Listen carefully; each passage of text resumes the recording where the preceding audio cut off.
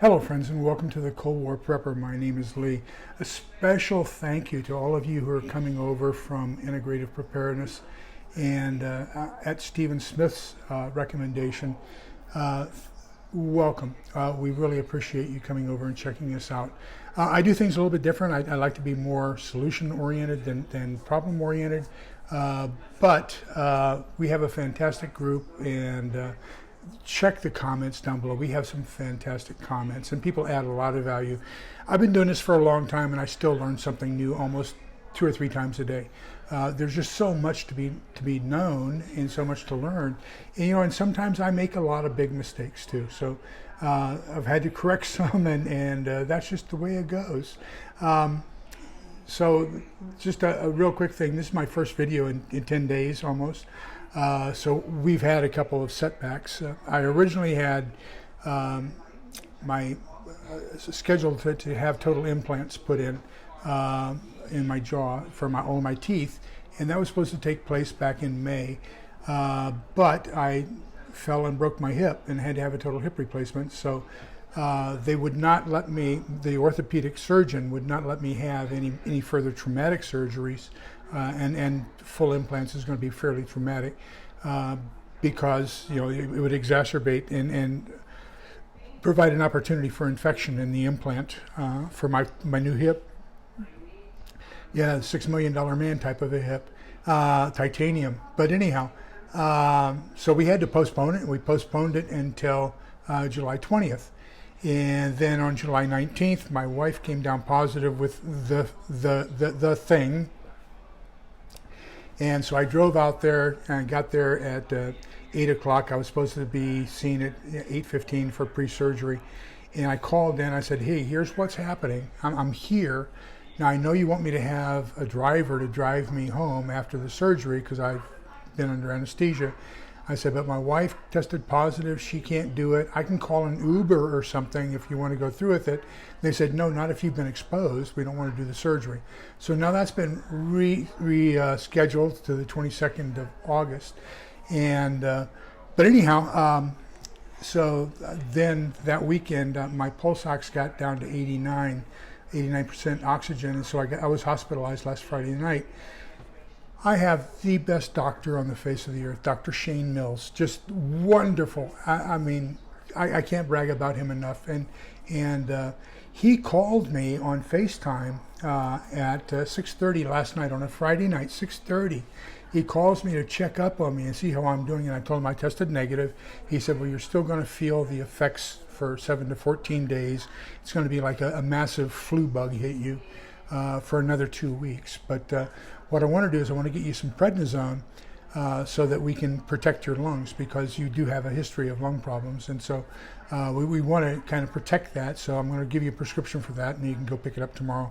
Pick up some Robitussin DM to get rid of the phlegm and all this kind of stuff. And he gave me a couple things to pick up and some over-the-counter stuff. And it was just fantastic. But and of course he knows who I am, and we have had several discussions around what I'm doing and what he's doing. And so then at the end he says, oh, I also prescribe that you get more freedom seeds. You never can have enough freedom seeds for your prepping. So we have that kind of relationship. But anyhow, let's carry that over a little bit further, and I think that the key I want to get into this, 2 things. Number 1, I want to share with you some of my thoughts about the things I learned from Stephen Smith.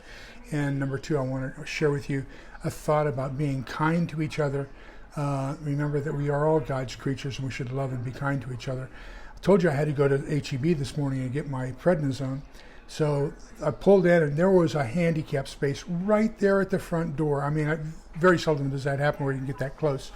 So I pulled in, put my truck in neutral, or in park, turned off the engine, opened the door, got my cane ready for me to get out so I could get out of the truck, and this lady just lit into me. She says, you can't park there. And I said, what? She says, you can't park there. That's for handicapped only. I said, well, I'm handicapped. She says, well, where's your blue thing for your mirror? And I said, I don't need a blue thing for my mirror. It's on my license plate. See the wheelchair? She goes, oh. No apology or anything else, just, oh. And so, I mean, she went out of her way to be unkind to another human being. I can't believe it. But that's what's happening to us. There's so much stress. We're losing our humanity. We're losing our love of each other. And, it's just, it's fruitless. I mean, we need to be kinder, gentler, more loving, more respectful of each other, regardless of what's going on around us. We're in this together. And so I think that brings me to a point that I want to point out with an error that I have made that I think Mr. Smith has brought out really well in his books in the Stonemont series, at least the 3 books that I've read. So I tried to get our neighborhood together, tried to organize the 120 houses here, and I did it when I was still on Facebook. I've been kicked off and still don't know why I was kicked off of Facebook, but that's okay. I haven't missed it for the last year.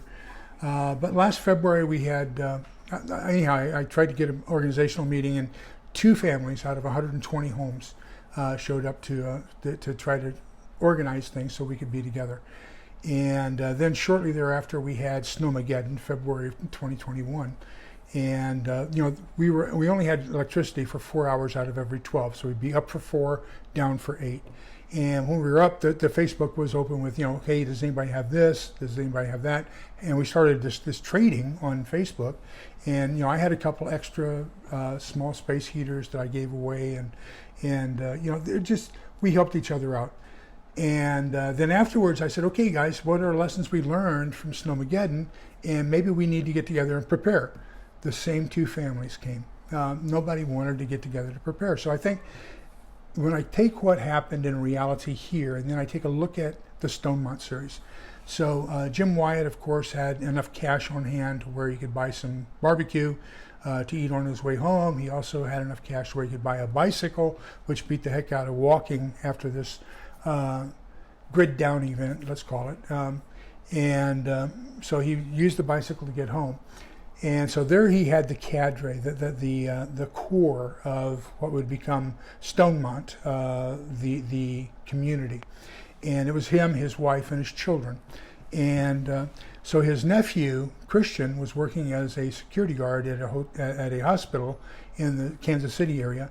And when he realized that it was a grid down situation, he unpacked the stuff out of his vehicle and started walking, and he ran into Mike, who was an EMT, an ambulance driver, but he just happened to also be a former Marine who was a sniper.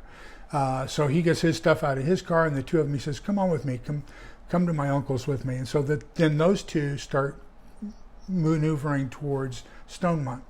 And as they're maneuvering, they come across the Garners, who have been stopped by a ne'er-do-well gang, and the ne'er-do-well gang is trying to force themselves upon Mr. Garner's wife and daughter. He's a judge, and his daughter just graduated from law school, and so they're going home when all of a sudden their car doesn't work anymore, and this gang tries to abuse them. So Mike and Christian save them, and then out of gratitude, the Garners say, in reality, we're desk jockeys. We don't know what to do. We don't know how to survive. And so Christian says, well, come on with me. Let's go to Stonemont. And, you can help be a cadre of a new community that will start, based off of the 10 Commandments, based off of Jesus' 11th commandment, love one another as I have loved you. And so that becomes the nucleus of this new community. And so maybe I've been going about it wrong. Maybe instead of trying to get people to do things ahead of time and doing nothing but making myself a target, maybe the real objective is to be prepared, to help, to train, if necessary to feed, but somehow or other to organize people, because they aren't going to have the desire to prepare until something is in their face, kicking them in the shins and saying, you messed up, and now's the time to make up for it. So that's what I'm changing all of my plans based on these books. That what I'm going to do is I'm just getting myself ready for how can I train, help, feed, love, and welcome and nourish the community so that we can have our own miniature Stonemont here in Central Texas once that does happen. So anyhow, I encourage you to read the books, fantastic books. Have a pen and paper handy so you can take notes. All kinds of great suggestions and learnings in the 3 that I've read so far. And all I can say is remember that we're all in this together so we can come out the other side together. Togetherness is the key. And remember, love ye one another as I have loved you. Take care. Bye-bye.